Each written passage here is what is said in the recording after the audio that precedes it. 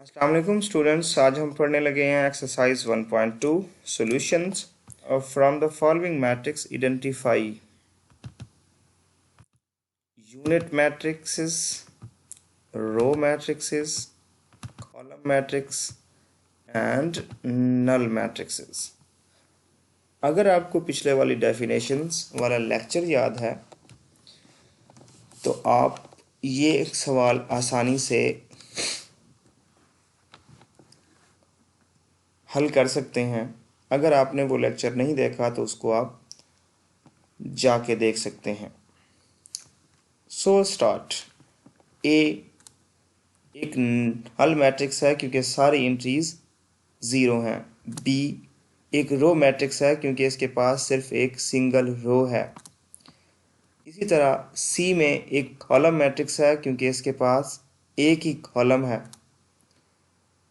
D एक unit matrix है। इस यूनिट मैट्रिक्स को आइडेंटिटी मैट्रिक्स भी कहते हैं क्योंकि इसकी डायगोनल एंट्रीज जो हैं वो 1 है। ई एक नल मैट्रिक्स है और एफ एक कॉलम मैट्रिक्स है। नेक्स्ट क्वेश्चन है फ्रॉम द फॉलोइंग आइडेंटिफाई। अब इसमें हमने आइडेंटिफाई करना है किसको? स्क्वायर मैट्रिक्स को, रेक्टेंगल मैट्रिक्सेस को, रो मैट्रिक्स को, कॉलम मैट्रिक्स को, आइडेंटिटी मैट्रिक्स को एंड नल मैट्रिक्सेस को। इसमें बेटा एक चीज़ है कि इसमें मोर देन वन टाइप्स का भी एक सिंगल मैट्रिक्स है। Let's see. नंबर 1 पे हमारे पास रेक्टेंगुलर मैट्रिक्स है। हमने कहा था अगर नंबर ऑफ रोज और नंबर ऑफ कॉलम्स इक्वल ना हो किसी मैट्रिक्स के तो उसे हम रेक्टेंगुलर मैट्रिक्स कहते हैं। फर्स्ट में नंबर ऑफ रोज 2 हैं, नंबर ऑफ कॉलम्स 3 हैं, तो ये क्या है? एक रेक्टेंगुलर मैट्रिक्स। अब ये एक रेक्टेंगुलर मैट्रिक्स भी है और साथ में एक कॉलम मैट्रिक्स भी है। तो ये एक रेक्टेंगुलर मैट्रिक्स होने के साथ साथ एक कॉलम मैट्रिक्स भी है। सेकंड पे स्क्वायर मैट्रिक्स है, सॉरी थर्ड पे स्क्वायर मैट्रिक्स है। फोर्थ पे आइडेंटिटी मैट्रिक्स और स्क्वायर मैट्रिक्स दोनों हैं। फिफ्थ पे रेक्टेंगुलर मैट्रिक्स है। सिक्स्थ पे रेक्टेंगुलर मैट्रिक्स भी है और रो मैट्रिक्स भी है। इसी तरह सेवंथ को देखते हैं तो ये एक रेक्टेंगुलर मैट्रिक्स भी है और साथ में कॉलम मैट्रिक्स भी है। एट्थ को देखते हैं तो ये एक स्क्वायर मैट्रिक्स है, number of rose and number of columns equal है। और नाइन्थ पे जो है एक नल मैट्रिक्स है क्योंकि इसकी सारी एंट्रीज ज़ीरो हैं। आई होप सो कि लेक्चर समझ आया होगा। नेक्स्ट क्वेश्चन हमारे पास है from the following matrix identify diagonal scalar and unit matrixes. अब डायगोनल मैट्रिक्स की डेफिनेशन आपको आनी चाहिए। वो क्या है? A square matrix is a diagonal matrix if at least one of the entries of its diagonal are not zero and non-diagonal entries are zero। अब इसमें देखते हैं तो ये सबसे पहली बात तो ये सारे के सारे जो हैं ये डायगोनल मैट्रिक्स हैं, जबकि ये सी वाला डायगोनल मैट्रिक्स नहीं है। तो लेट्स स्टार्ट। फर्स्ट पे हमारे पास स्केलर मैट्रिक्स है क्योंकि इसकी जो डायगोनल एंट्रीज हैं वो सेम हैं। अब स्केलर मैट्रिक्स क्या होता है? A diagonal matrix is called a scalar matrix if all the diagonal entries are same and non zero, same भी हों और नॉन ज़ीरो भी हों, तो ये हमारे पास एक स्केलर मैट्रिक्स हुआ। सेकंड पे एक डायगोनल मैट्रिक्स है, इसकी डेफिनेशन आपने ऊपर भी पढ़ी, यहाँ पे भी मैंने लिख दिया आपकी आसानी के लिए। नेक्स्ट है सी, ये एक आइडेंटिटी मैट्रिक्स है या इसको यूनिट मैट्रिक्स भी कहते हैं। ये क्या होता है? If all the diagonal entries are 1। Next हमारे पास एक डायगोनल मैट्रिक्स है और ई पे जो है एक स्केलर मैट्रिक्स है। अगर इसको सॉल्व करें तो यहाँ पे 3 - 5 - 2 5 - 2 5 माइनस 3, इसका आंसर आएगा हमारे पास 2। इसी तरह 1 प्लस 1 का आंसर भी 2 ही आता है। तो ये एक स्केलर मैट्रिक्स होगा क्योंकि इसकी जो डायगोनल एंट्रीज हैं वो सेम भी हैं और नॉन ज़ीरो भी हैं। नेक्स्ट है find the negative of the following matrix. Negative के लिए हमें पता है कि हमने मैट्रिक्स की जो ऑलरेडी साइंस होती हैं उनको चेंज करना है। ये पॉजिटिव है, इसकी साइन नेगेटिव कर देंगे। ज़ीरो की साइन चेंज नहीं होती। इसी तरह ये नेगेटिव है, इसको हम पॉजिटिव कर देंगे। यहाँ पे बी में 3 पॉजिटिव, इसको नेगेटिव, 1 नेगेटिव, इसको पॉजिटिव।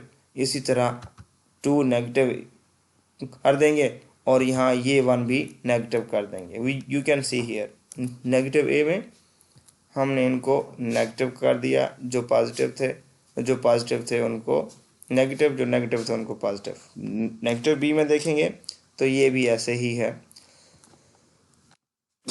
सी में सी नेगेटिव करेंगे तो इसके साथ सारी एंट्रीज जो हैं इसकी नेगेटिव लगा देंगे। डी की तरफ आते हैं, जब डी का नेगेटिव करेंगे तो उसकी जो नेगेटिव एंट्रीज हैं उन्हें हम पॉजिटिव कर देंगे और जो पॉजिटिव एंट्रीज हैं उन्हें नेगेटिव कर देंगे। इसी तरह ई को भी हम ऐसे ही सॉल्व करेंगे। नेक्स्ट है find the transpose of the following matrix. इनका हमने ट्रांसपोज फाइंड आउट करना है। So let's start to solve. A, हमारे पास ट्रांसपोज फाइंड करने के लिए एक फार्मूला था, matrix we change the rows into column, या हमारे पास कॉलम हैं तो उनको रोज में चेंज कर देते हैं।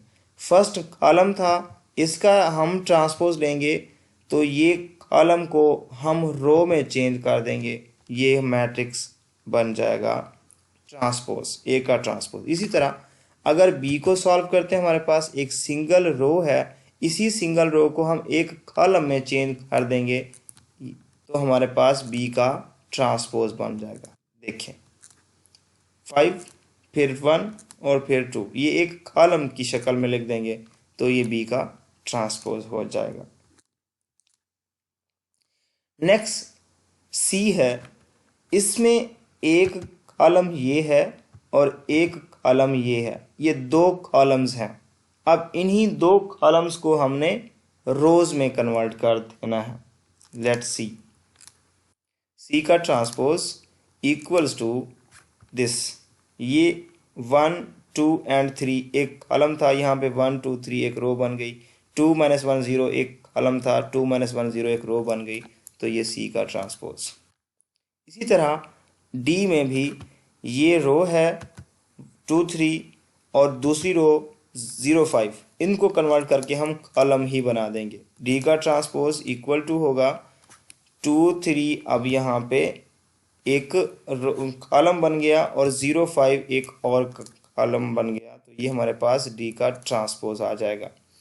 ई में देखते हैं तो ई का सोल्यूशन भी ऐसे ही होगा, जो रो है उसको कॉलम, जो कॉलम है उसको रो। अब यहाँ देखें, हम बात तो वही है, मैं इस तरह से समझाने की कोशिश करता हूँ कि ये फर्स्ट कॉलम है, इसको हम फर्स्ट रो बना देंगे। इधर देखिए 2 माइनस 4, यहाँ पे फर्स्ट कॉलम था, यहाँ पे फर्स्ट रो बन गई। इसी तरह 3 5 सेकंड कॉलम था, यहाँ पे सेकंड रो बन गई। एफ पे ये भी हम इस रो को कॉलम, फर्स्ट रो को फर्स्ट कॉलम बना देंगे, सेकंड रो को सेकंड कॉलम, रोज को कॉलम में या कॉलम को रोज में। हम कुछ भी कर रहे हो, रो को कॉलम में बना रहे हो तो कॉलम रो में खुद ही चेंज हो जाता है। अगर हम किसी कॉलम को रो में चेंज कर रहे हैं तो उसी मैट्रिक्स की जो रोज हैं वो खुद ही कॉलम्स में चेंज हो जाएंगी। कुछ भी करें हम, बात एक ही होती है। एफ का ट्रांसपोज इक्वल टू होगा, अब देखें ये हमारे पास एक रो थी 1 2, यहाँ पे ये एक कॉलम बन गया। इसी तरह ये 3 4 एक रो थी, यहाँ पे ये एक कॉलम बन गया, तो ये हो गया एफ का ट्रांसपोज। यहाँ पे हमने इसको वेरीफाई करना है। हमारे पास ए ये दिया हुआ है, बी ये दिया गया है, हमने फाइंड आउट करना है ए के ट्रांसपोज का ट्रांसपोज इक्वल टू है ए के, बी के ट्रांसपोज का ट्रांसपोज इक्वल टू है बी के। Let's start to solve. We will try to solve question first A.